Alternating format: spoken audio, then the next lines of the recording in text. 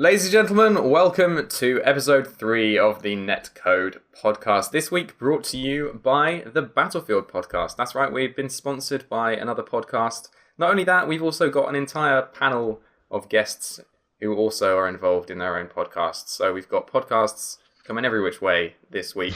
So a quick sort of chat about our sponsor really quickly. The Battlefield podcast is pretty much your one-stop shop for everything Battlefield and a whole load of other games as well. If I just drag, I'm just going to try this new. There we go. Look at that. I mean, you guys can't see it, but I'm dragging missing out. Chrome over. So yeah, they've got a really nice website, channel, Twitch stream. There's pretty much you can find the Battlefield podcast wherever you want to find them. Play video games, make podcasts, make videos. I've been doing this since 2006, so pretty much some original YouTubers right there, way before scrubs like me got involved in the game. So check out the link in the description.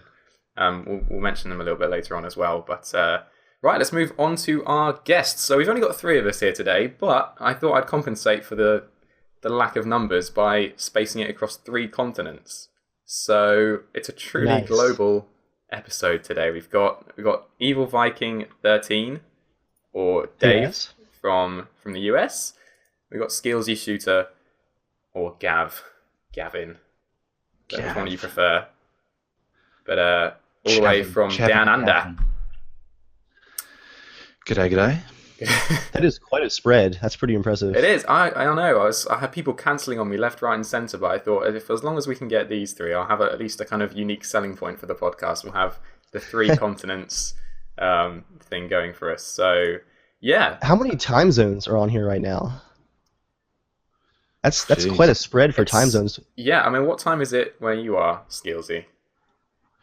Time currently is 18 minutes past 2 in the morning.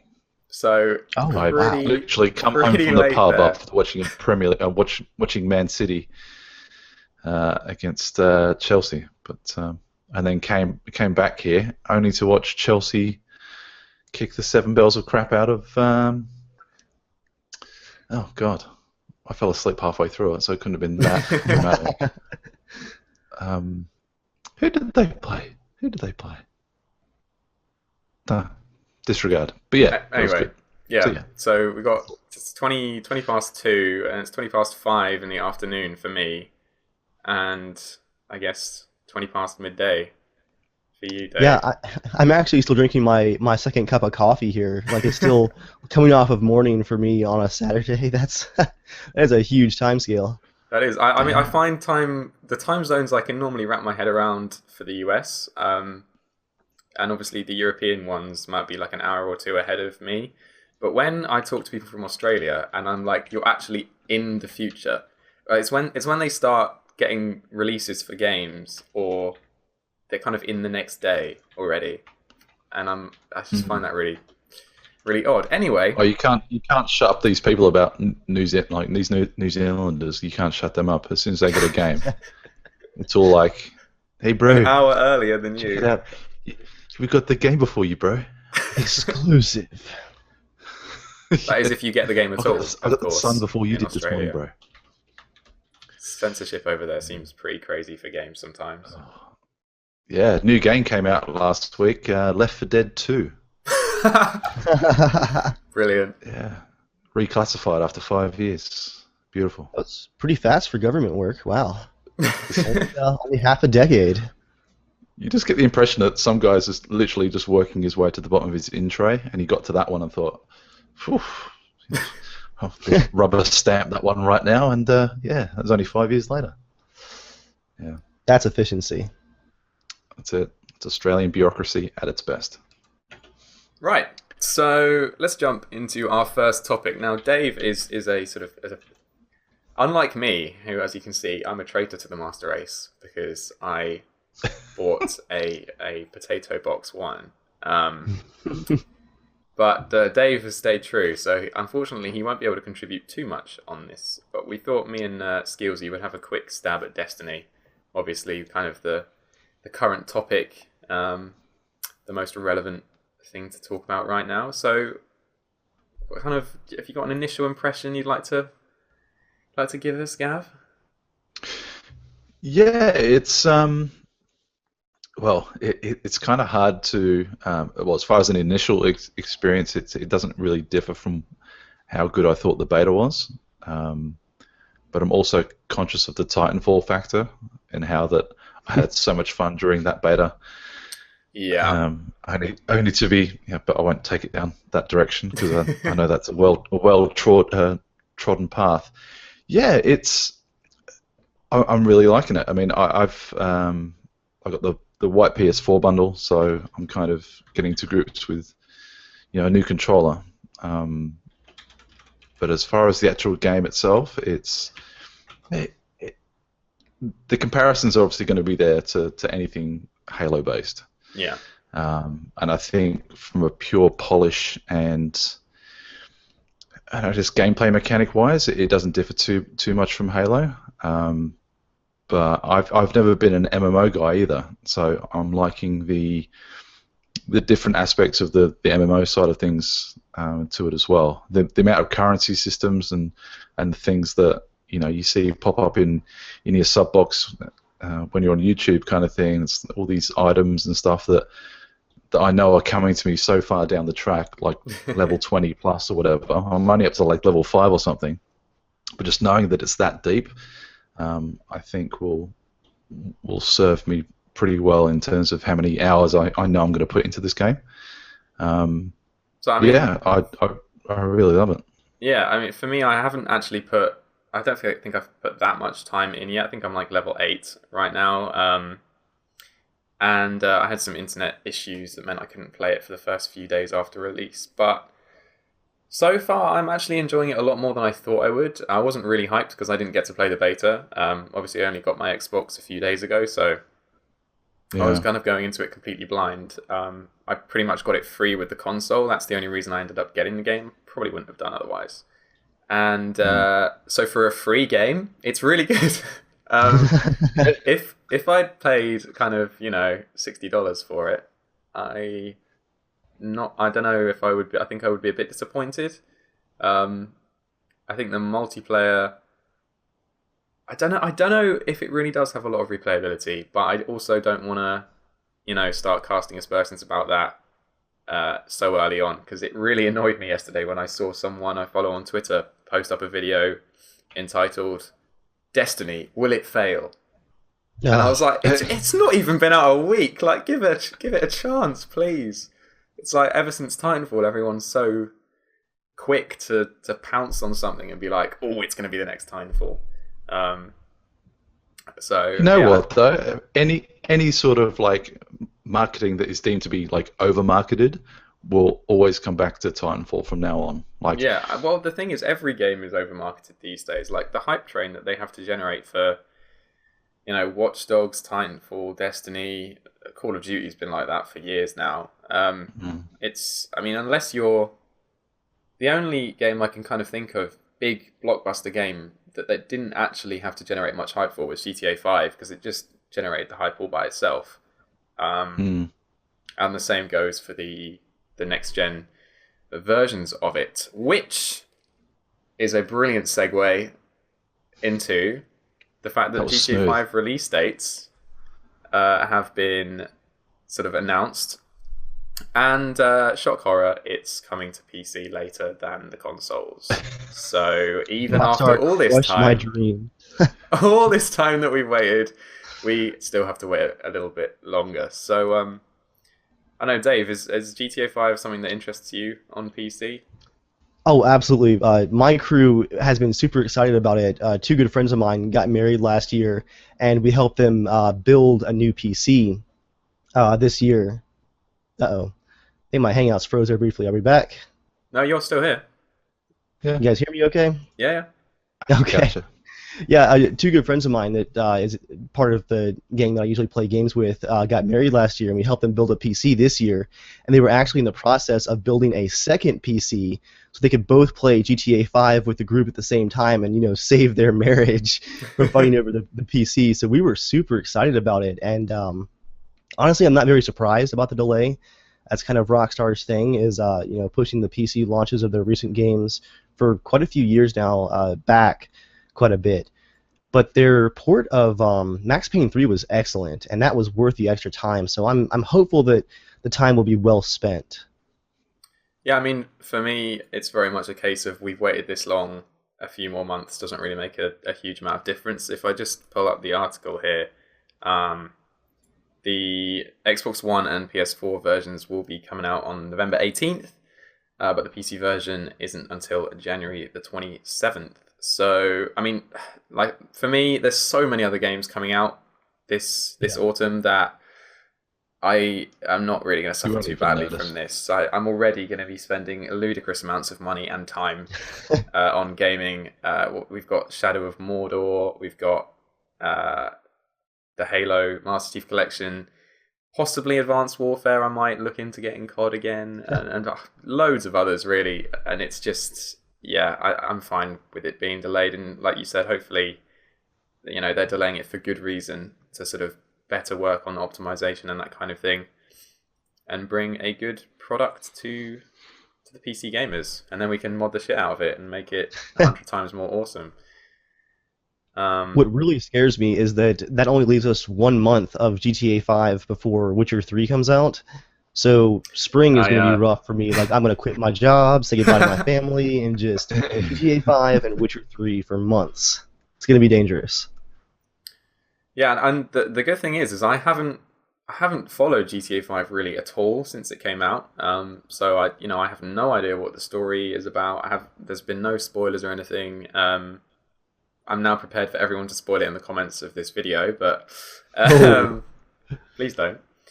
And I'm just really looking forward to experiencing it. The other bit of GTA 5 news that we actually have is, take this with a pinch of salt, obviously, but a guy posted on NeoGAF that he was at a GameStop managers conference in Anaheim, where Rockstar gave a 45-minute closed-doors presentation about the next-gen port, specifically for PS4, because it's kind of got some exclusivity deals there. I think it really annoyed me actually back at E3 when they first announced GTA 5 coming to next gen, except they actually only said PS4. They were like, "That's right, it's coming to PS4," and I was like, "And Xbox One and PC, right? It's coming to PC, right?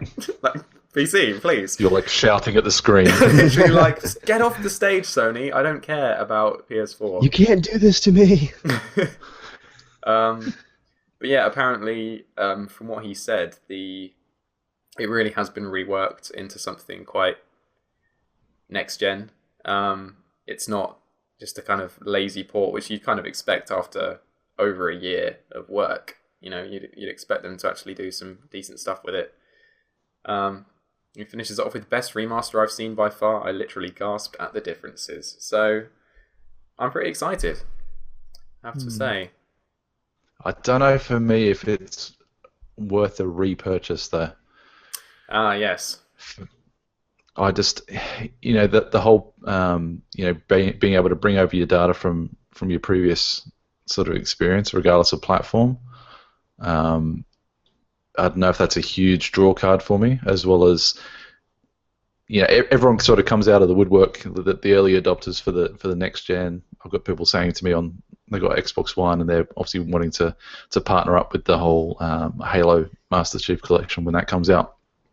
I'm just like, don't know whether or not I can do that with GTA, and just for the once in a blue moon opportunity when you decide to do heists or whatever. Yeah. Don't know I mean, if I can be bothered with I actually have a friend who bought it on 360 when it came out, is planning to buy it for the Xbox One on November, whenever it was, and then he's going to buy it for PC as well. And I told him he was a mug for buying the same game 3 times, because that's ridiculous. There's no reason for that. That's what I call that? Because go ahead, Gavin. I was going to say like that. I call that skillsy Titanfall syndrome. Do you own it on the 360, the One, and the PC? You want to know a funny story? Because I got the collector's edition over the shoulder there. Because it was going to be it's a nice little dust gatherer.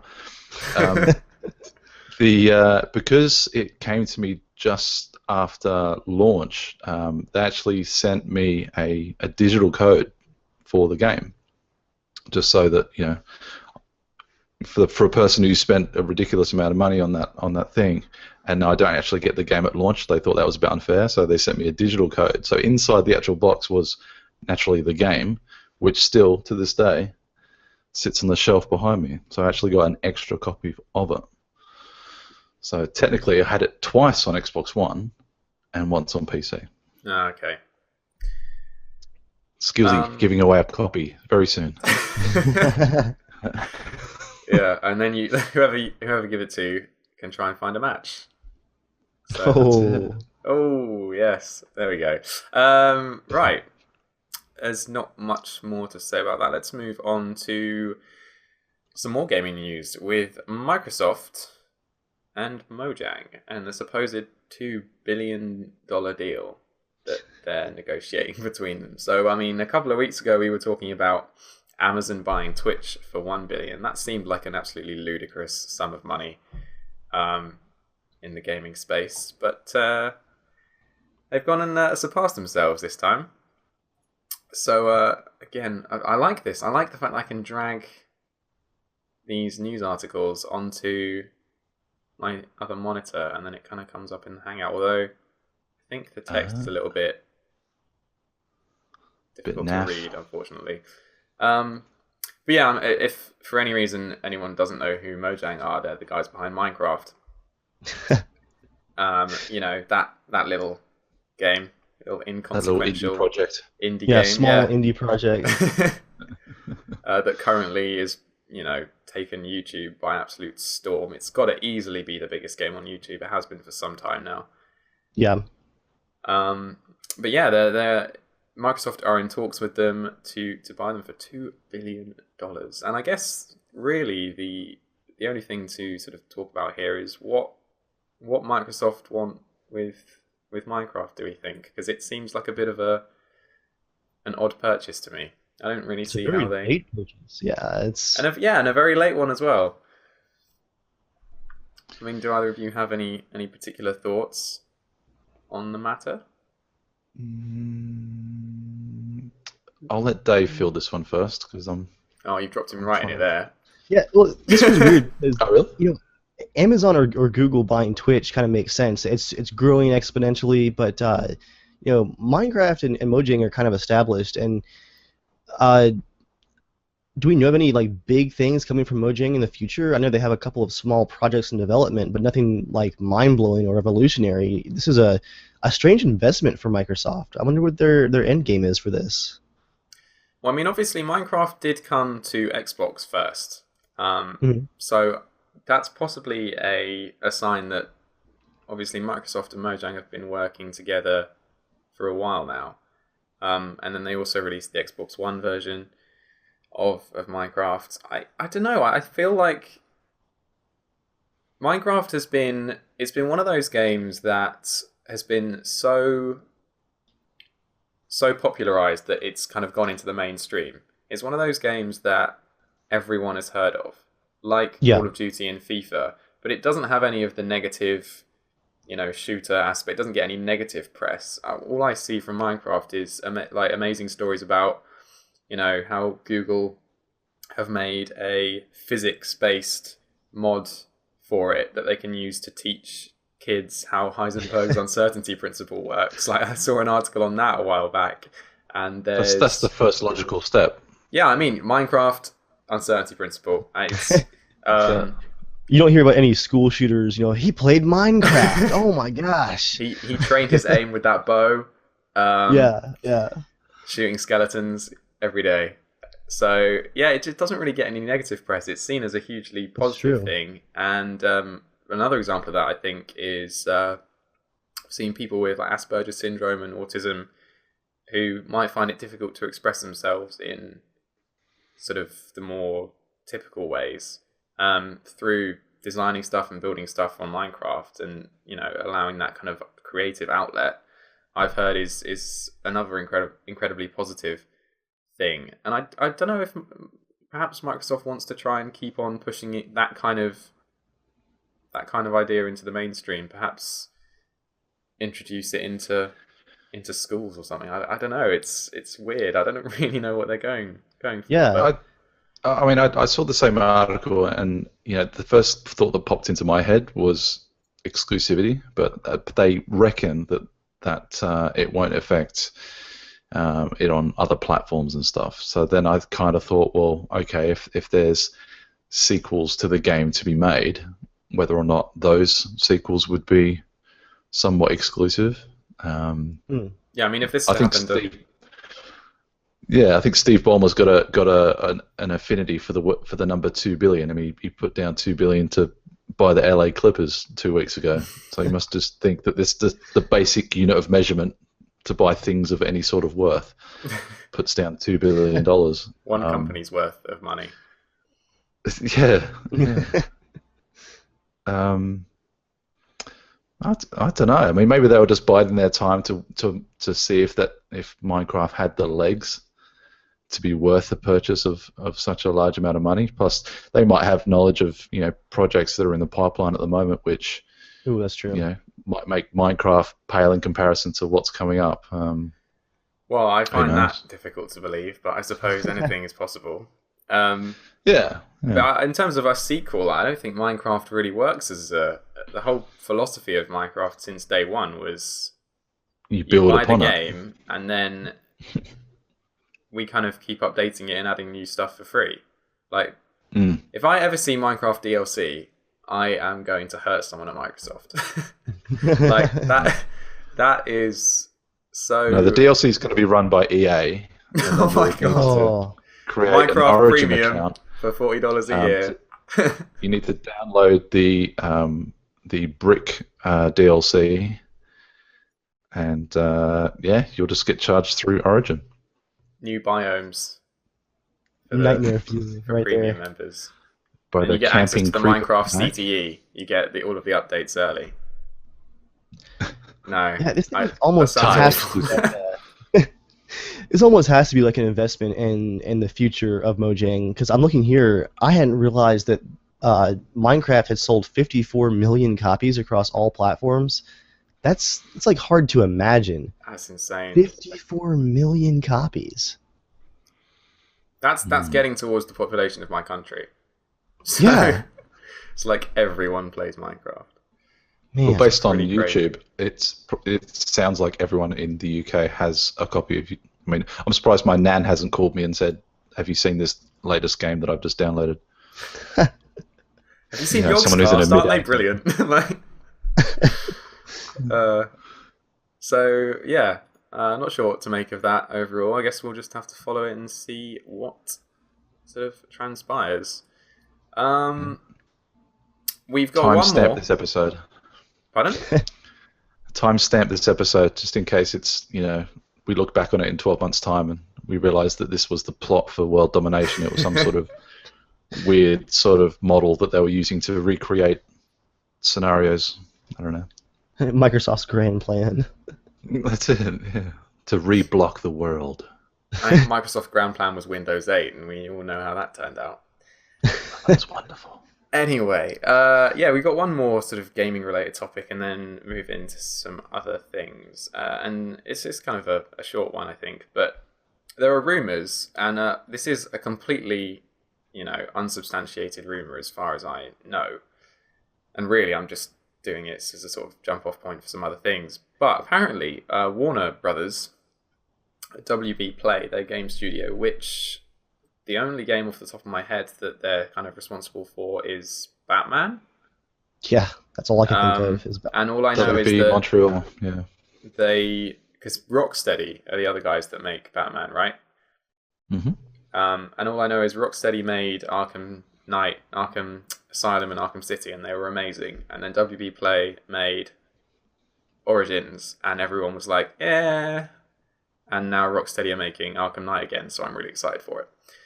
I was so vocal about Origins at the very beginning. Again, not to draw too much attention to what's in the background there, but like there's Batman there from the special editions Origins, right? And I literally went on I won't say it's a campaign. It was around the time of its release. They hadn't changed the combat system, which, as far as everyone is concerned, was so polished to the degree of Arkham City, and still continued it on from Asylum, that it didn't need to be changed. And yet, every review around that time was, aside from the city getting bigger and a few little tweaks here and there, it's largely the same game. And I was just like, if it ain't broke, don't fix it. Yeah, I was just like so pissed off. GameSpot especially. GameSpot. Yeah, well, I didn't play Origins because it was generally I felt not well received, so I decided to give it a miss. And I guess more of the same isn't really a bad thing, because I think Arkham City was definitely up there for one of the best games I've ever played. It was just amazing. But yeah, the news is that WB Play is possibly, secretly, apparently, maybe, developing a competitor to Steam, or Uplay, or Origin, or any one of the other millions of digital distribution platforms. And as a primarily PC gamer, I can't stress enough how much I hate Uplay and Origin. And I'm sure, Dave, both of you will agree with me on this one, especially Uplay. Origin is actually okay a lot of the time, I think. I think Origin's a little bit misunderstood. I wish that they would just use Steam. But Steam isn't perfect either. Total Biscuit especially is quite a big critic of Steam in a lot of ways, especially their Greenlight program and the new releases section of Steam is a bit broken.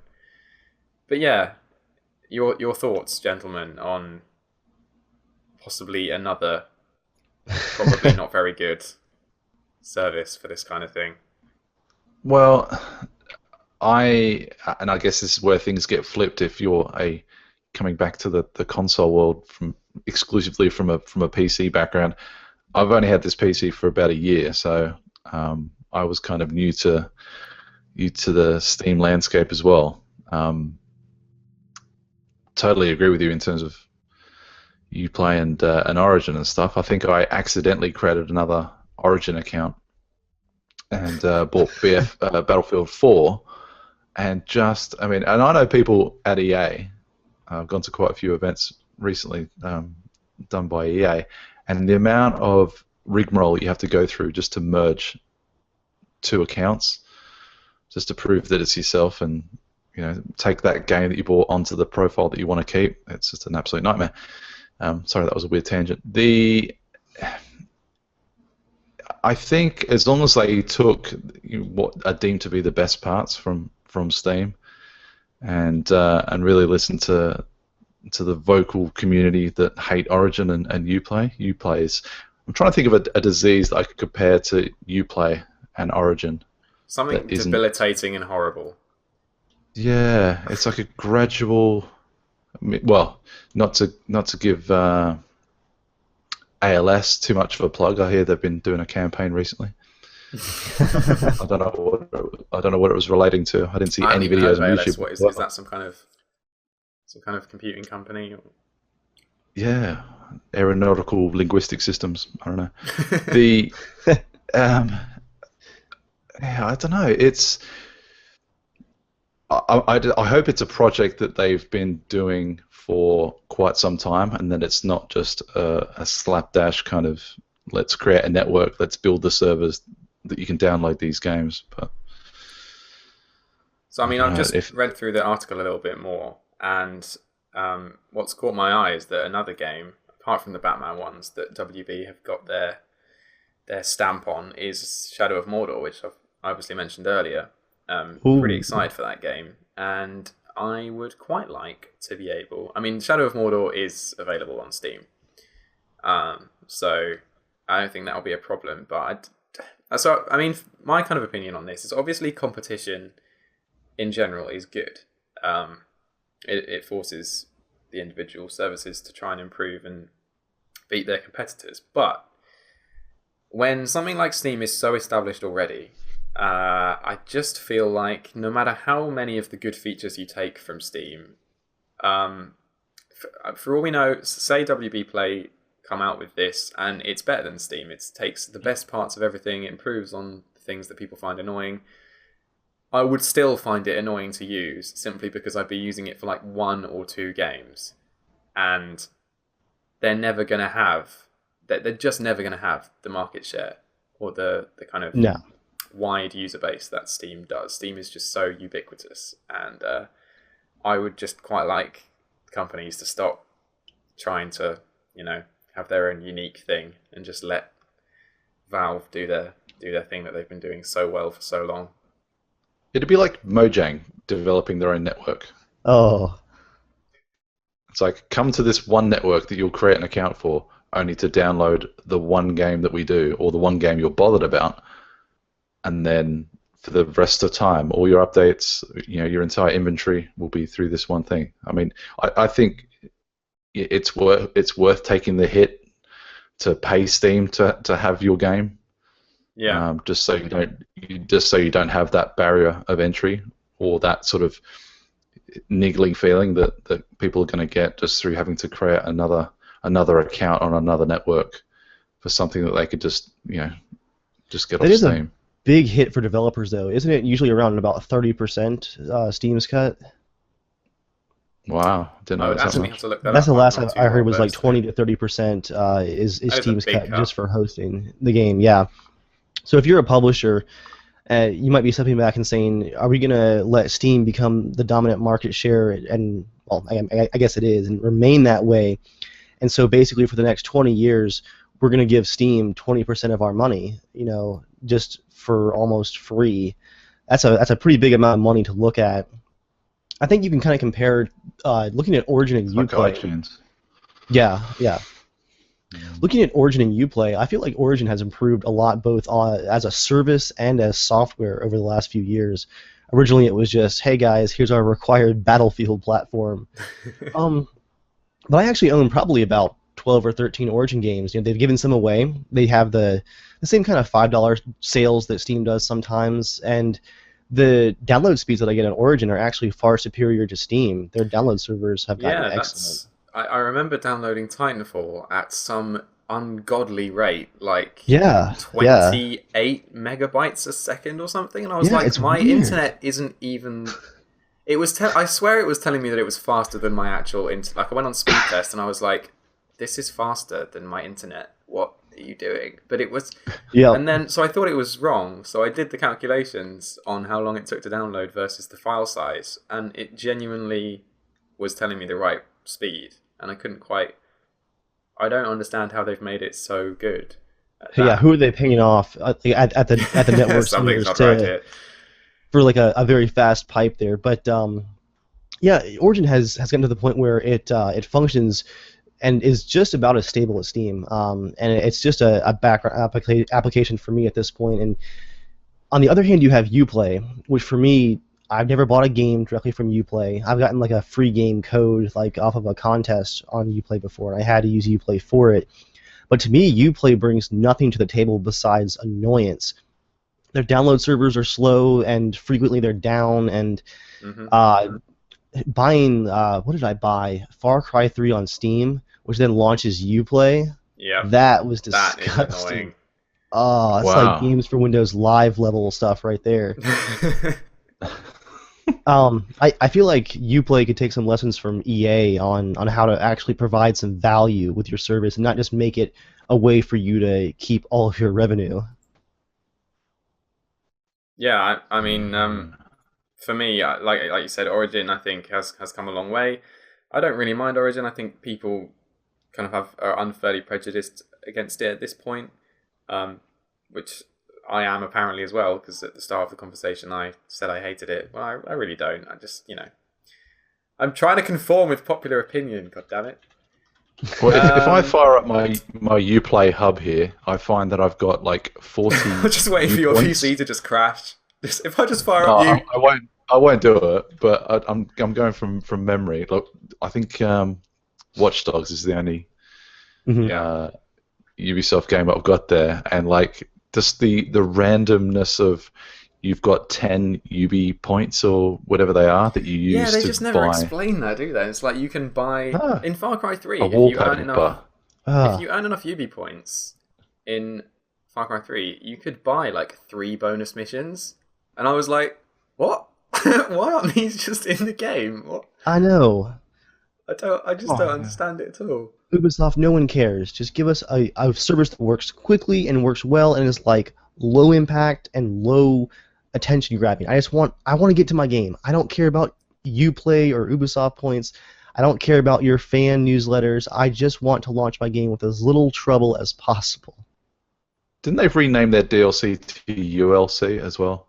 Or am I imagining No. something? That's a disgusting marketing term right That wouldn't there. make sense though, because then it would be Ubisoft loadable content. Yeah, Someone in marketing would be like, "That is the Yeah. thing. That's So it's Ubisoft. that makes perfect sense to me. Yeah. oh, that's terrible." So yeah, Uplay hate aside, I think in general it's despite the fact that competition in theory is good, I'm not really too excited about the possibility of yet another rival digital Well, I mean, if distribution Ubisoft platform. were to learn off Origin and Origin was to learn off Steam, I think somewhere along the line, like maybe the stars would sort of all come together and we would have three sort of. You would never have one best platform, you would just have three levels of platforms that were all as mediocre as each other. Oh, you'll get some hate for saying Steam's mediocre. Oh, No, it's dangerous. like bring Steam down. Oh, we'll bring bring Steam. Right, they're going to up, steal features from and just Steam. like price fixing across the board across three platforms. No monopoly whatsoever. Yay, brilliant. So yeah, I think we've talked about gaming stuff enough for the moment. I don't actually. We've been going for I don't even know about 40 minutes or something. I should really start timing these, shouldn't I? But anyway, let's move on to something a little bit more interesting. Now, I was browsing through Twitter the other day, and I'm actually going to do a video on this soon as well, so stay tuned. And I saw that one of the political parties here in the UK, the Liberal Democrats, are considering running with a new policy for their manifesto for the upcoming election. And they're running with a policy of decriminalising all drugs and allowing the sale of marijuana on the open market. So just really quickly, decriminalising, in case anyone's confused, is not the same as legalising. Mhm. All it does is essentially mean that you can't be, thrown in jail for possession. I'm not 100% sure how it works in terms of dealers. Like what decriminalisation means for, people who are selling drugs, but It could be at a level of possession, like if you have yeah. such an amount that would be obviously intended for distribution, then that would be a crime. But if Yeah, you have I like doubt a that small they would. amount or something, Yeah, I believe the wording of the article was decriminalisation of drugs for personal use. So I think that's that probably clears that up. But yeah, and really it's not really about whether this is going to get voted in or not in the UK. It's not really about. The Liberal Democrats are not going to get voted in anyway because they lost all credibility last election when they promised to not raise tuition fees for students and promptly raised tuition fees by triple for my year who went to university. Went from paying £3,000 a year to £9,000 a year. whoa! So yeah, that's barely an increase at all, isn't it? I'll be honest, most of my English political knowledge does come from Mock the Week. It's not a bad play. I definitely recommend Have I Got News for You, though, for a bit more of a bit higher brow, Right. and more sort of satire focused. Yeah, that's That's quite a good one. That and the fact that I'm probably watching Mock the Week episodes from maybe like season 7, which is probably like 2007. So it's like probably not repeats on most Dave. informed. Yeah, it's when Yeah. Gordon Brown was still in power, maybe. Or sorry, Dave. If you don't, Dave is actually a channel, a TV channel in this country. Just to clear that Gotcha. up. Like, yeah, yeah, we have a channel. the best Dave. channel in the world. Yeah. It's Mock the Week and Top Gear. That's it. Mock the Week, Top Gear, and QI. That's it. Yeah, it's literally it's amazing. And it's called Dave. It's pretty much the best channel ever. But yeah, so I guess I just want to start a little conversation about your opinions on drugs and decriminalizing them. And obviously, currently in the US, state by state, cannabis is becoming legal. Mm-hmm. It seems like a kind of domino effect right now. So I guess, Dave, you're a good person to start with on this one. Have you got a kind of preformed opinion on this, or? As you guys can tell, if you have the video feed going on the wall behind me, I definitely lean towards a more libertarian side of politics. You know, if I believe in a lot of personal freedom and whatnot. So yeah, I think decriminalization is definitely a good step, even for some of these drugs that really do have like no health benefits and very obvious detrimental effects.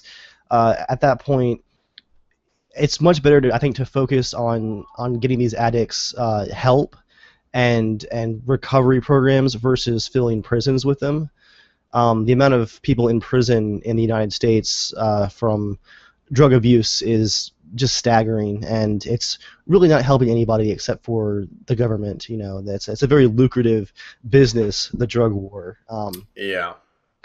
So yeah, just in general, I'd say that I'd lean towards a more libertarian and freedom-based opinion. Because I mean, from obviously we're, I guess, currently kind of lagging behind the states in this because we haven't legalized even cannabis yet. Although I do feel it's really only a matter of time. It's going to happen in the next few years, I think, just because of the example being set over there. Mm-hmm. And all of the data so far in states like Colorado and other places that have legalized it is that usage hasn't gone up, and basically the world hasn't exploded, and it's fine. So crime is dropping too. In Colorado in the last year, drug-related crimes have dropped like 24% since the legalization, and it's pretty wild to see the stats. Yeah, because everyone's so baked they can't be bothered. Like, hey, do you want to go and rob a like, shop? Cheeto and Dorito-based crime has gone up 400%. In unrelated news. I actually read a pretty crazy article. There's a weird gray area for banks right now in Colorado where federally, marijuana is still illegal. So people that are running a Colorado legal distribution center for marijuana, banks won't touch the money they're making. So this article was talking about how a lot of these people who are now making a lot of good legal money in Colorado by safely distributing marijuana are having to walk around with thousands of dollars and putting them in weird storage areas, and all of them carry guns because it's so unsafe, and they become a target now because everyone knows that the banks won't touch all that money. So they're kind of being left to hang out to dry. I guess that's the price you pay for being one of the first states to do it until it becomes a nationwide thing. Yeah. Is that because the banks are federally regulated? The banks are protected by federal insurance programs, and so I think they're just really afraid of crossing the ATF or the federal government and getting involved at this point. It's just kind of a weird gray area, and traditionally federal law would trump state law. It's just that the ATF has taken a kind of hands-off approach, and they're just kind of not enforcing the federal laws in Colorado, more or less. It's a very weird gray area. Yeah, I mean, my kind of opinion on it really is that, again, I'm sort of very much for personal freedoms across the board, really, but especially when it comes to such an unenforceable policy as the war on drugs, which is not, we don't really have that same kind of gung-ho war on drugs approach that the US government has taken. This very kind of militant almost. Well, war is actually, pretty accurate description. We don't really have that same thing over here. We've just got a kind of accepted policy to keep clamping down on it as much as possible. And not only does it usually unfairly target the poorest and most desperate people, and the statistics show that when you've got police officers with a quota that they're trying to meet for people, for arrests and convictions and that kind of thing, it's well documented that in the US especially, they can kind of just drive to the ghetto and pick up people without really any probable cause. Like, the probable cause is you're in the ghetto, you've probably got weed on you. The one that gets abused a lot is the old line of, I think I smell marijuana. Like, there's really no accountability for an officer saying that, as long as he puts in the report that, oh yeah, I totally smelled marijuana. I mean, how do you check up on that? It's his word against everyone else's. That's so open to abuse. And so they can just kind of go and pick up a few people for, what should be a very minor offence or not an offence at all. But in some cases is landing people, years of jail time. It's just so open to abuse, and it's so unenforceable. Like, you can't, unless the government wants to spy on everyone 24/7 in their own homes via the Kinect. Yeah. I'm in trouble then. Jeez. Yeah. No, I've got the Kinectless one, so right I am A-okay. I'm fine, unless they're looking through my webcam right now. I see you, NSA. They're always watching. Don't say so that even though loud, they are man. trying to spy on everyone 24/7, but I'd like to think that they're not at that stage yet. Until they are at that stage, you can't control what people do in the safety of their own homes. It's an unenforceable war. It's not a winnable war by any means.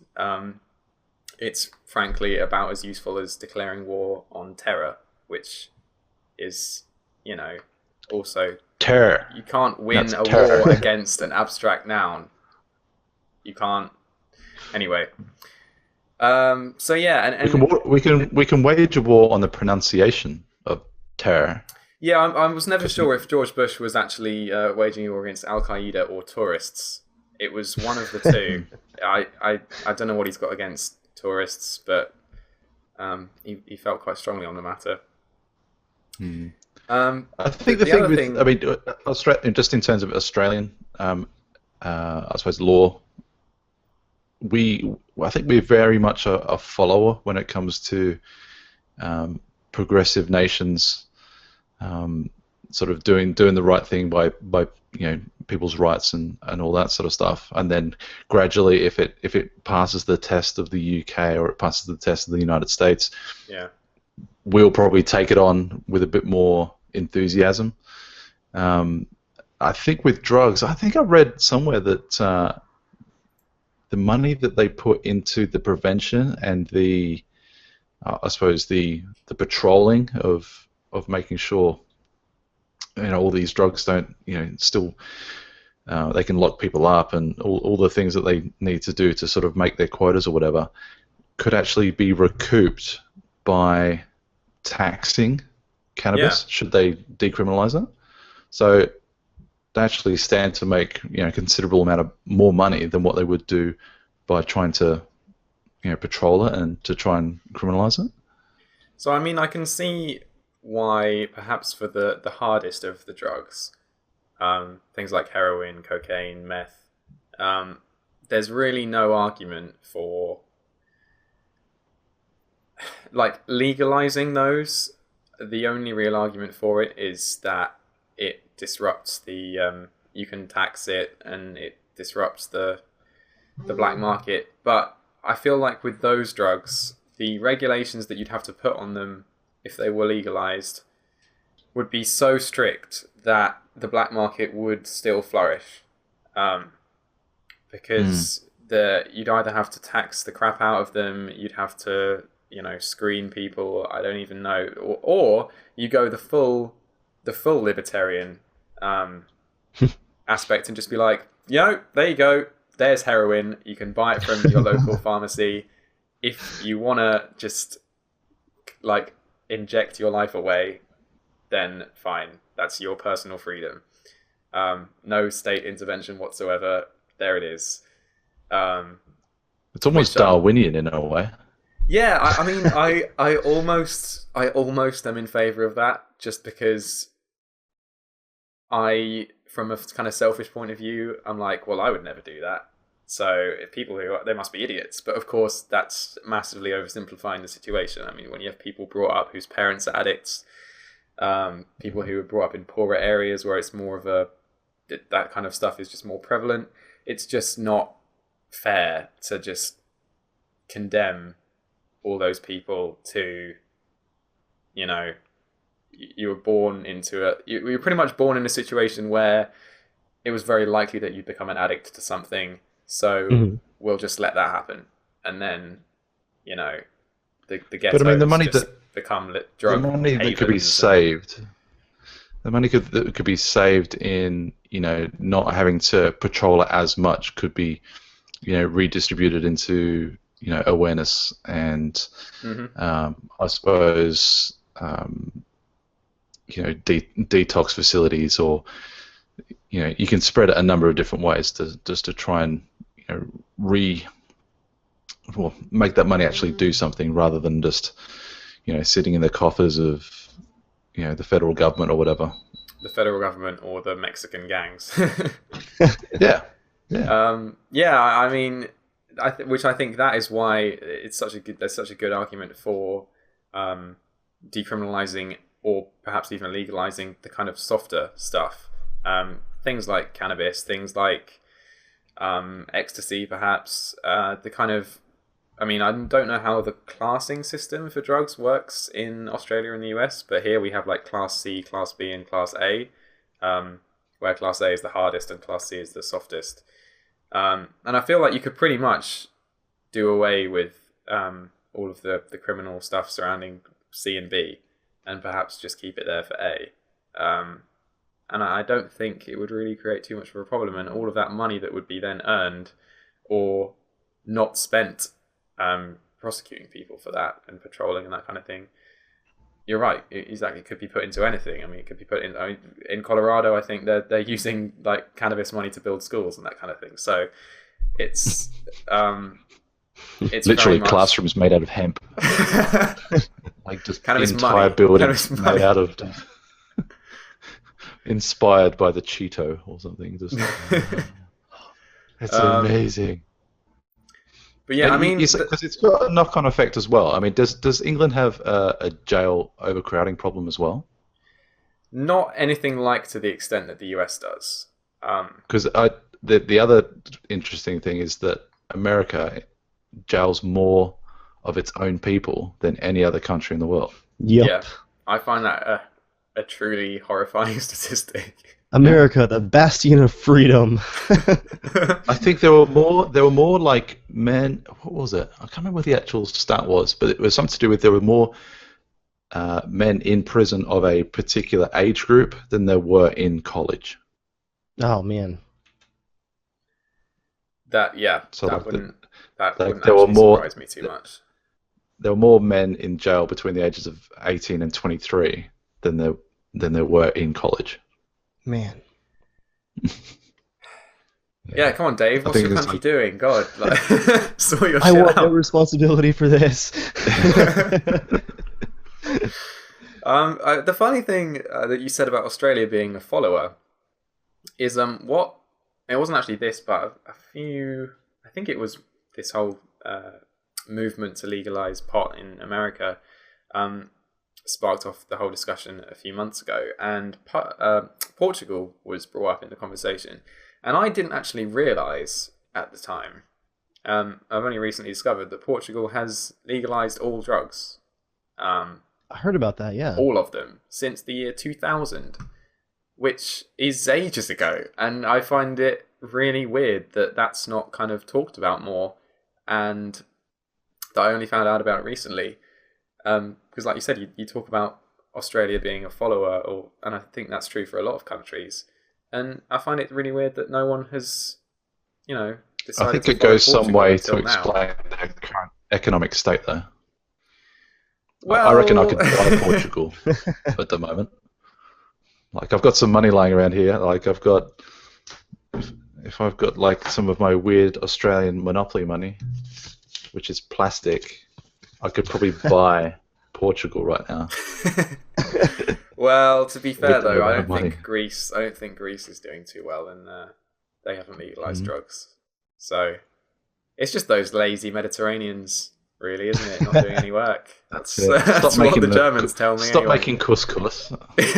Just stop sunbathing and go and do something. Yeah, step away from the halloumi and get to work. They're all too busy imprisoning Bohemia Interactive's employees while on vacation. Did you guys hear about that a few years back? I'd forgotten about that. The Arma 3 devs who were like vacationing and took a photo with like a military base in the background and were imprisoned for 6 months in Greece. Yeah, that's insane. Damn. I didn't realize Greece was so hardcore. Apparently, they don't mess around with their military bases. Like a lot of tourists get arrested for taking the wrong kind of photos in Greece. In case that somehow damages their huge military threat on a global scale. I know. Don't they have more to worry about right now? Like crippling debt? Yeah. I mean, I guess Turkey. But yeah. It's like So offending unless- Switzerland's army. I mean, Unless we have Please, any come sort of closing comments, like I said, I'm going to do a video on this, but it will be a sort of 2-3 minute scripted jobby. So I wanted to kind of get into it on here as well to kind of expand on a few of the points in a way that I can't do in that video. But yeah, it's something I'll follow with interest, definitely. And really, like I said, I don't think there's much chance of the Liberal Democrats being elected with this policy. But of course, what it does do is set a precedent, and it perhaps will, nudge the bigger parties towards adopting this, perhaps in the near future. So, yeah, definitely interesting. Yeah. We have got some time left. We've got a few questions, but I thought very quickly, I've got this down as a possible topic, and there's not really a lot to say. It's just a kind of news item. Is that a lot of people have been going pretty insane on Twitter, pretty mental about the fact that Obama has declared war on ISIS. I don't know what you have to do technically to declare war. I feel like you kind of have to declare war on a country, like declaring war on an abstract noun or a supposed. An anagram? I mean, they call themselves the Islamic State, but they're not a state by really any measure of the term. So yeah, he hasn't declared war on them, but what he has done is come out and said in no uncertain terms that America's going to be stepping up its game over there and kicking some serious ass and fighting for freedom. Just U.S. foreign policy. It's weird that they keep using the words declared war on ISIS, because I just looked it up just to make sure I was going to be right on this. Congress in the U.S. has not officially declared war since World War II. So all this is a continuation of the war on terror, which is also not a war. Like, whoa, Congress, it's okay. Like, we're just using our powers of national defense to not declare war on ISIS. Yeah. Like, it's funny that the media is running with that phrasing, because, like, politically, I'm sure that they're being very careful to not say that we're declaring war, because we're not, in a legal sense at least. It's so weird. No wonder everyone thinks Americans warmongers. I mean, you've got war on drugs, war on terror, war on ISIS, just declaring war every which way. President wakes up, I feel like declaring war today. Find me someone to fight against. It's the American just way. flicking through a Rolodex on his desk. America. What can I declare war on today? Yeah. War on peanut allergy. Okay, we'll go with that one today. We have all these fun toys that we invented during the Cold War, and what does the Soviet Union do? It dissolves on us. Now we have no one to aim them at. I know. This army's got to be used for something, guys. First world problems. Really. But yeah, I mean, so I have the transcript of the speech up here, and really the only interesting thing. Well, I say the only interesting thing, but really the kind of the badass Obama's taking no shit from ISIS, said that if you threaten America, you will find no safe haven, which I think was fairly obvious anyway. America Isn't doesn't. that almost word for word what Bush said in 2002 about Afghanistan? I That don't sounds know, but I wouldn't really be close. surprised if they took some in. I mean, Bush was always like whatever everyone's. I mean, I personally, I'm not really a fan of Bush. Same goes for a lot of people. But whatever you want to say about him, he certainly could do that.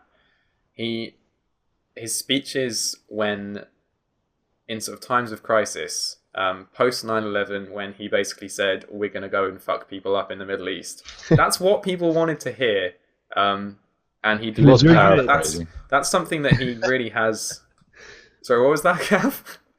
I was saying he was paraphrasing that. I don't think that was the official transcript. Yeah, no. So well, That'd be quite the news conference. Wouldn't that be the most awesome press conference though? Like you're expecting Barack Obama just to lay down the most eloquent, the speech writers behind the scenes are just about to hear him deliver this impassioned speech, and then all of a sudden he just lays it down, just the literal equivalent of a mic drop. He just goes, "I'm going to come to your country, just like freestyles and I'm going to fuck you up." Yeah, just goes completely ad lib, and just yeah. I'm the president. I say what I want. We're gonna fuck shit up today. Yeah. So I mean, Bush was always much better at that than Obama. Obama's the kind of intellectual, considered thinker, and Bush was the reactionary. I'm gonna go and they poke the hornet's nest. Now we're gonna go and bomb the shit out of the brown people. That's again paraphrasing. Explosions! Loud noises! That's the plot for Call of Duty, isn't it? Yeah, that's the plot for every single Call of Duty ever. Yeah. Oh, let's go and blow up the Middle East. Yeah, these people aren't like us. Up. Loud noises. So yeah, like I said, not really a big topic. Just kind of wanted to quickly mention it, really, in case anyone.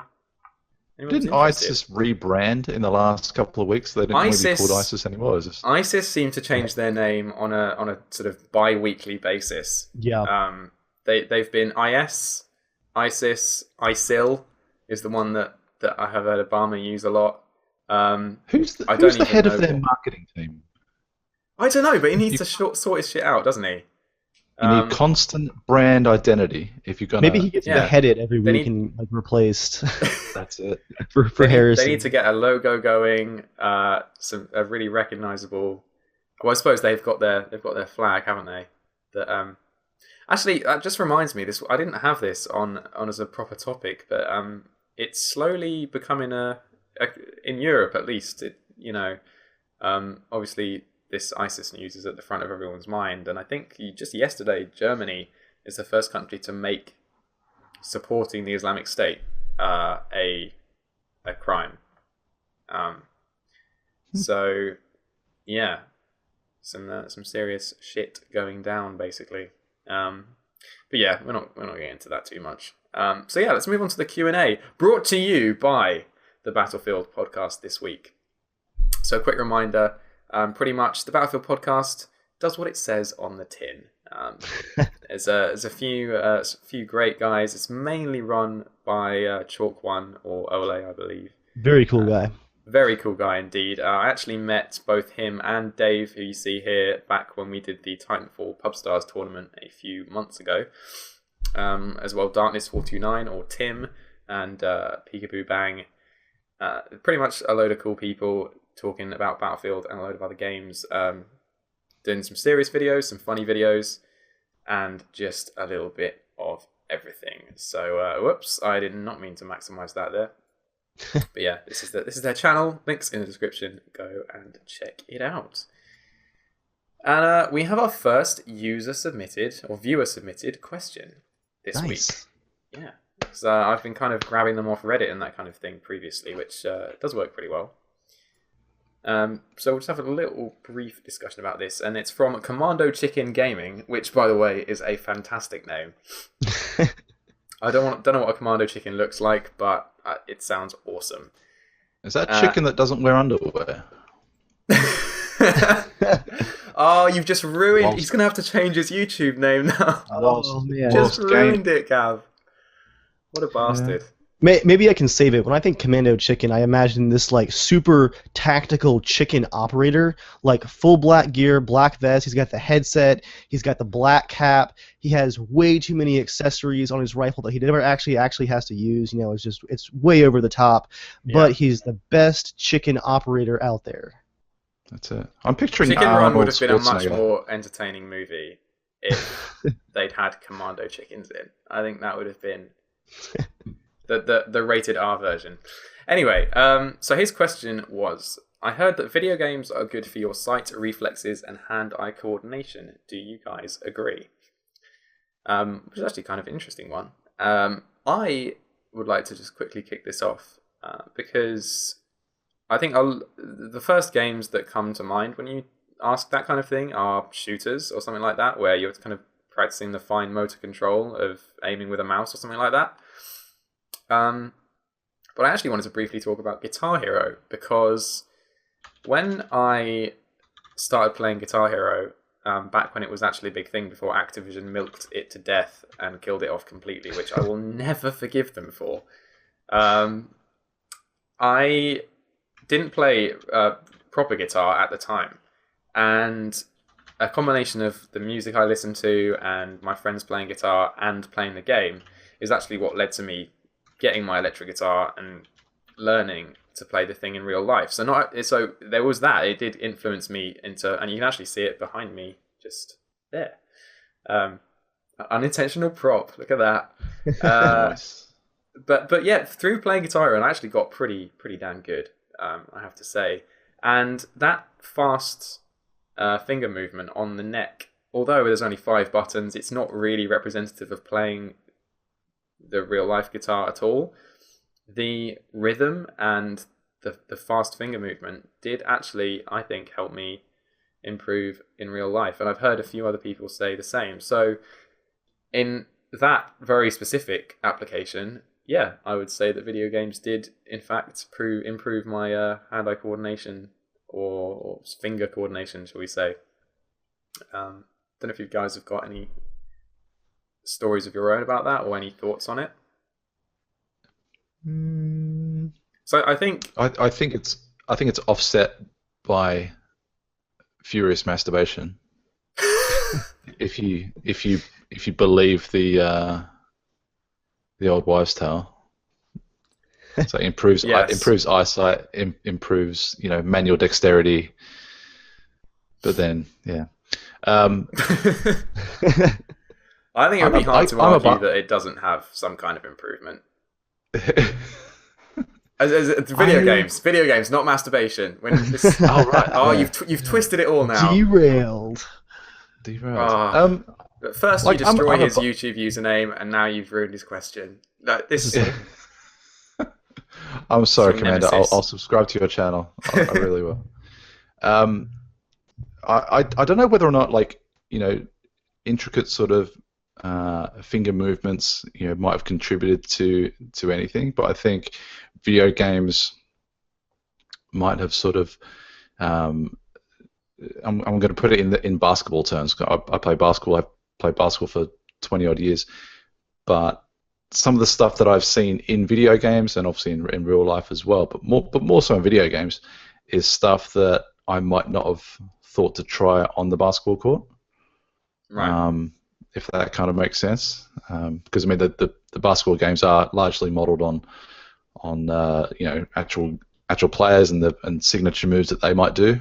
So I think as far as an influence is concerned, I think he does have a bit of a point there. As for eyesight, I don't know. I'm not sure you could really argue that it's good for your sight. I mean, if anything, straining your eyes to look at a screen late into the night is probably going to do more harm than good.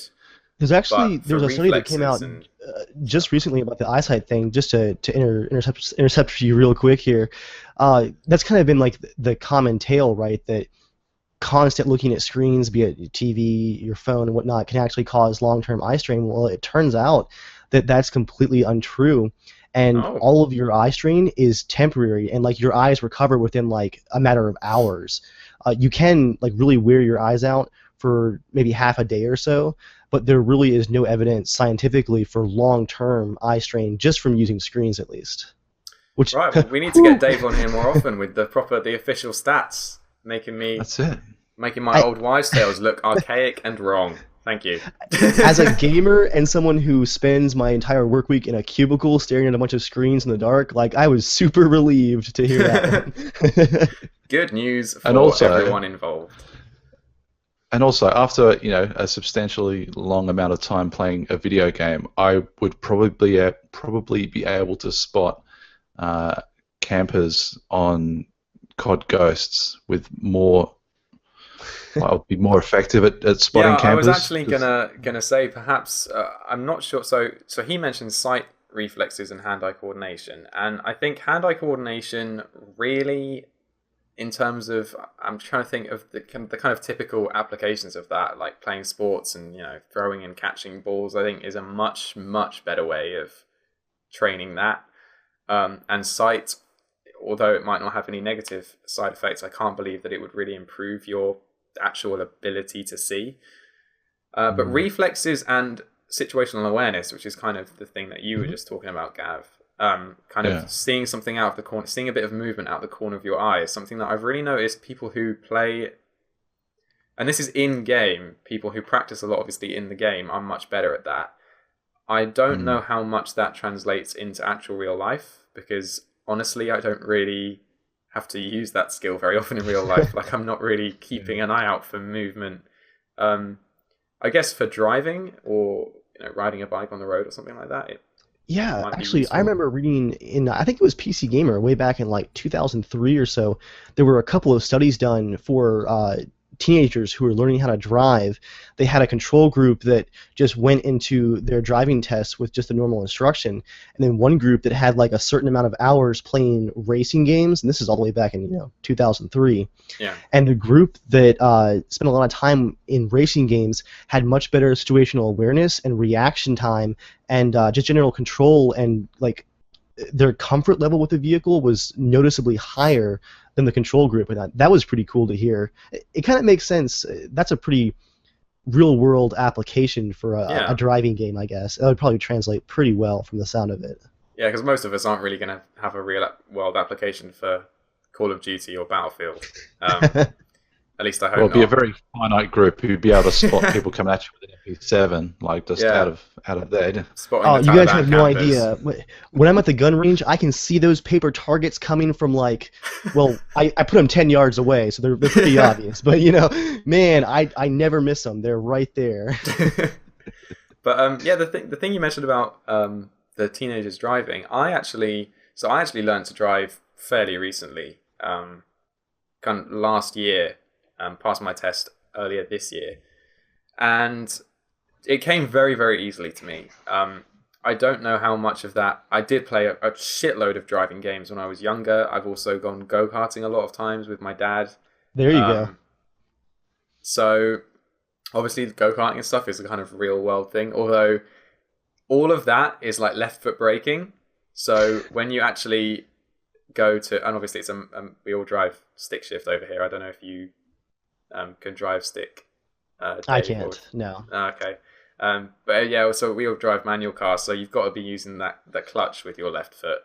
So that's a little bit of a dangerous transition, you might say. Man. I've seen my dad get in the car after like an hour of go-karting, and I think one time we kind of drove straight out of the karting track, and he pulls up to a junction and like steps on what he thinks is the brake to slow the car down, and it's just the clutch, so it disengages everything. We just coast straight into the middle of the junction. Oh man! Luckily there was nothing coming, but that's a word of warning to anyone who is a fan of go-karting there.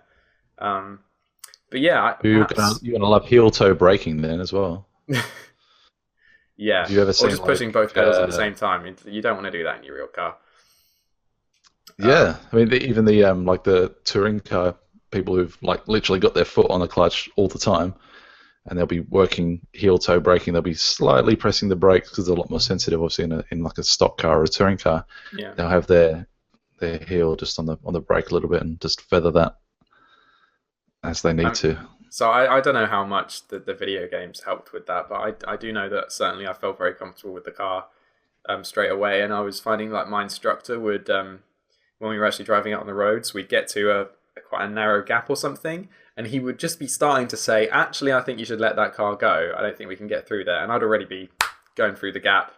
I was 100% confident with where the boundaries of the car were. Nice.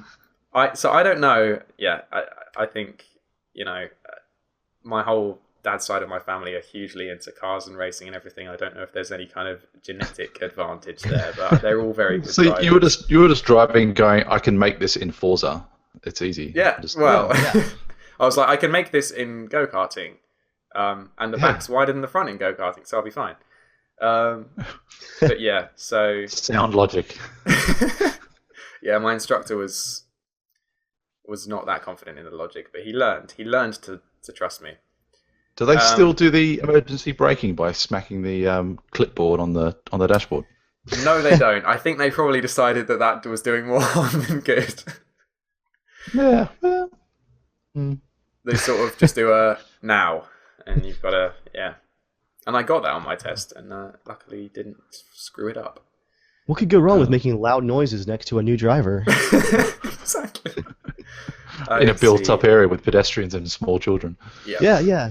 Well, to be fair, they're very, very careful about where they make you do the emergency stop. There's a lot of looking around. That's like, oh, any cyclists, any kids around? Like, okay, now is probably safe.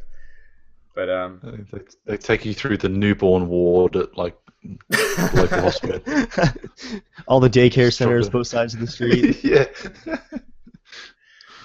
That's one advantage to my area for sure is we've got so many country roads where you can learn how to drive. Like, it's ridiculous.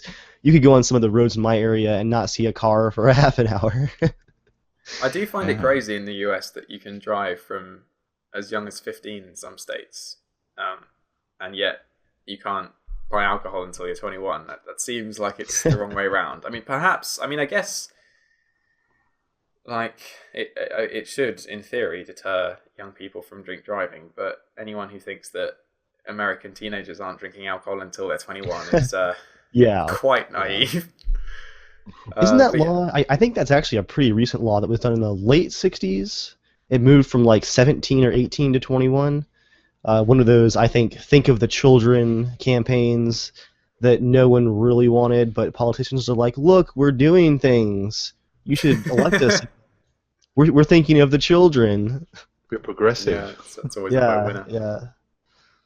Yeah. So I think we'll wrap it up in a second, but I did just we do have another question here that Skillsy did actually suggest, so I feel we should certainly give it a little bit of camera time. And that is, well, the way you phrased it was, what are some games that you'd think would do well based on other similar games?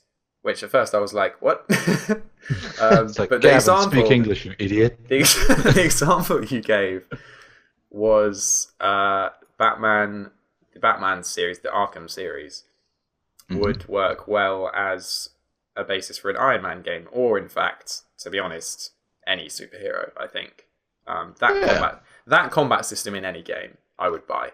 To be honest, that combat system is just so good. Actually, in terms of Iron Man games, didn't someone make an Iron Man mod for GTA 4?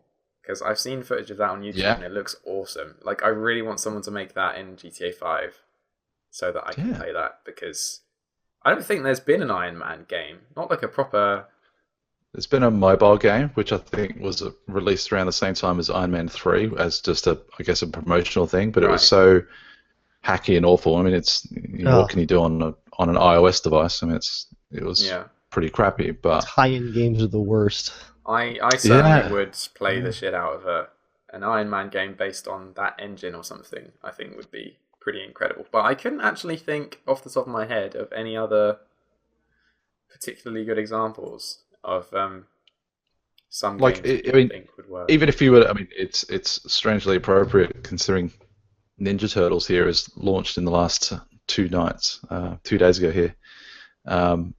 You still take the whole like cityscape and towering buildings and all that sort of stuff. But there's no reason why you couldn't do a Ninja Turtles game in very much the same format. Yeah. The combat system would obviously mesh really well. 4-player co-op. I mean, who wouldn't like that? Pretty much like That the old would be a arcade pretty cool games, game. the side-scrolling Ninja Turtles arcade games. And even if you didn't, have 3 mates, unfortunately, you could still do, I suppose, any one of 4 campaigns based on the character. I mean, really, what we're talking about here is kind of existing movie or book franchises or something like that, being made into games and trying to decide what existing games we'd like them to be based off of. For me, I'm still searching, and this is one of the reasons I'm so excited for Shadow of Mordor. I'm still searching for a really, really good Lord of the Rings game. Yes. I know that there have been a few candidates out there that I haven't really got to play. A couple of people tell me they're quite good. But a third, probably, I'd like it to be third person. Pretty much a combat system somewhat similar to the Batman one would be pretty good for that kind of thing, I feel. The thing that the closest games to Lord of the Rings in terms of kind of how they look and feel, things like The Witcher and Skyrim are quite good examples, but the combat I've only played The Witcher 2. I know you're a big Witcher fan, so I don't want to put my foot in my mouth here, but I've played like about 2 hours or something of The Witcher 2. Haven't got much further. But the combat does seem like you can kind of get by with a fair amount of like hack and slash type, just clicking, and there is some like blocking and parrying and stuff in there. A lot of rolling. And a lot of dodging and evading, yeah. Yeah. But it hasn't got that fluidity that something like Batman does. And Skyrim is really just point and click, like just slash your way through. Yeah, Skyrim's combat's terrible. Very, very janky, and it works much better with the spells and the shouts than with the actual hand-to-hand weapons, I think. But I think a Lord of the Rings game based on that kind of thing. I'm really excited with Shadow of Mordor because they've kind of based it on Assassin's Creed, it looks like, which has a similar fighting mechanic. And the kind of... Well, I guess Batman and Assassin's Creed aren't really too different with the sort of scaling buildings and jumping off them and fighting. Any game based on that, really, I think I would quite enjoy. Oh, yeah. Star Wars as well is another one that I'd really like to see, a really good first-person shooter based in the Star Wars universe. Maybe playing as a bounty hunter or something. I think would be really cool. Yeah. I'd like to play as Boba Fett or someone. I think that'd be sweet. I've never actually thought about that before.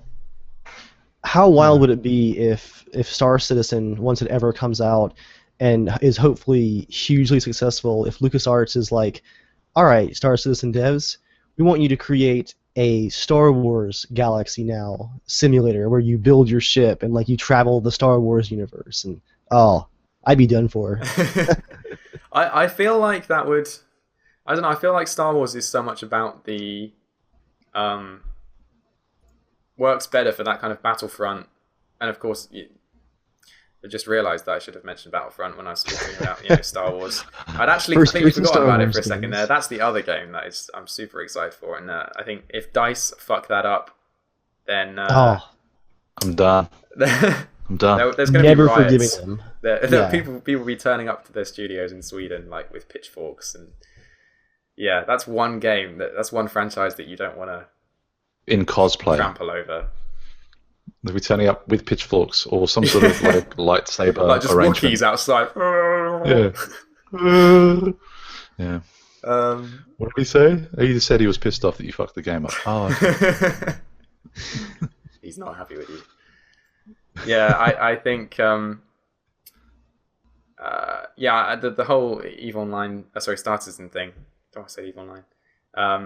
I feel like Star Wars is more around the individual characters and the weapons and lightsabers and that kind of thing. That would probably work pretty well for Star Trek, though. Oh yeah. A Star Trek Star Citizen mashup would probably be quite a good game. But, Just exploring and discovering new areas would be a big part of that. yeah, because That I would mean be that's pretty much awesome. the premise. Like it's less about the kind of conflict Mhm. than Star Wars is, and about it's less about the individual characters as well. It's got a sort of higher meaning You without trying could to sound like too. release planets as DLC. That's definitely what they're going to do with Destiny. A lot of people have been saying like, "Oh, I can't believe the story's so short." I haven't finished the story yet, but apparently it's not very long. But the fact that you get 16 the hours, I first reckon. 2 DLCs with the pre-order, Mm. it seems like this is going to be a pretty DLC heavy game, and I can see them just being like, "Here you go, here's a planet with like 6 missions and some strikes and stuff. There's a DLC." That's Episodic content. yeah. People have been comparing it to Borderlands. I think that they're going to follow the Borderlands model of releasing quite a lot of different DLCs. Yeah, I mean the guy when I picked it up on Tuesday, he's like, "Do you want to pre-order or did you want to buy the expansion pass?" And he tried to get me for a couple of other things as well. So, "Do you want to insure the game?" I'm like, "Holy crap! Like, fuck, just try and rape me for every single dollar." Although he did manage to get me on the Batman Arkham Knight pre-order for the collector's edition. Oh, gotcha. See, Along with the Batmobile. I've put myself in a really awkward position now where not only am I a hypocrite about the Xbox One, but I made a video about how pre-orders are really bad for the games industry, except that there's a shitload of games that I really want to pre-order now.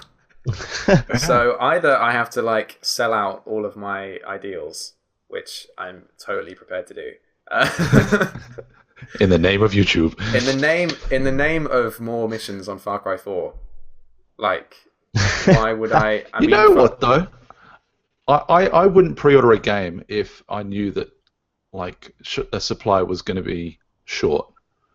Like if I'd have believed all the hype about Titanfall and gone, "Oh, you know what? I'm not going to pre-order it because I know I'm going to be able to get a copy straight off the shop floor," then that's fair enough. It was more about the stuff that is in limited supply, like collector's editions or statues, which are kind of somewhat unique. In the Batman one, the Titanfall one, the new Batman one, which I don't know how many units they're going to be doing, but I mean there were people that were having their Destiny Ghost editions refunded because they basically took too many orders.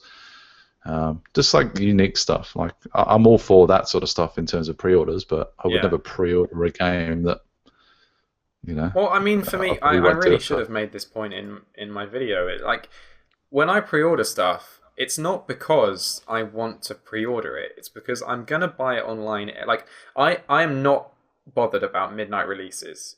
I think the last time I bought a game from an actual store as opposed to Amazon or online somewhere, or Steam or somewhere like that, was 6-7 years ago or something like that. I buy everything online, and so why would I not just pre-order it?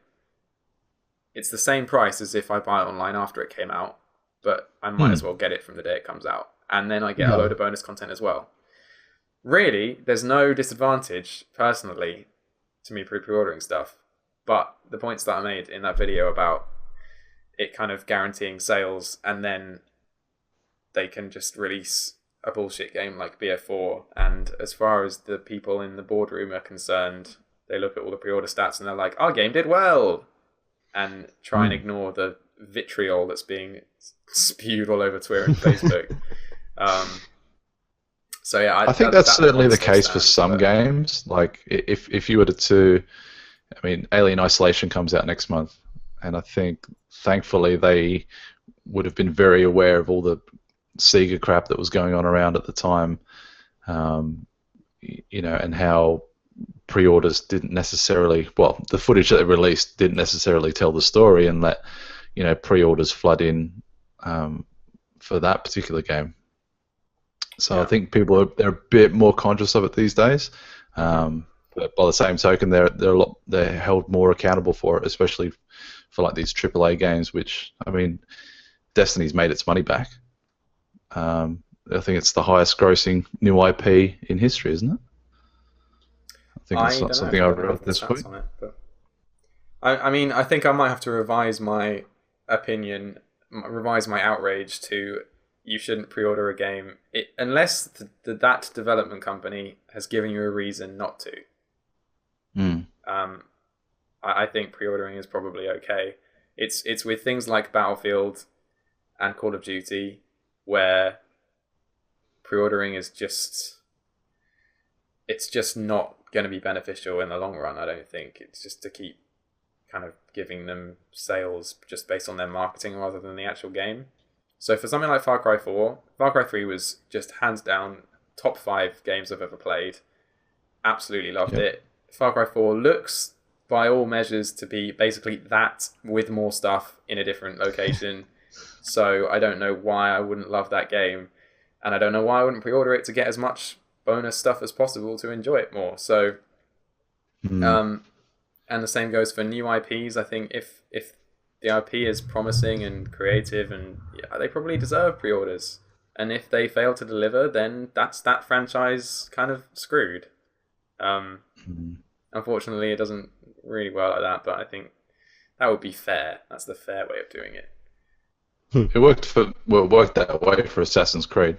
I mean, with every iteration of that game, they come out with something tangible that, if I'm a figurine junkie, and I can get Altair or something like that and go, yeah, that looks good, but it's a horseshit game, or it works out that it's a horseshit game.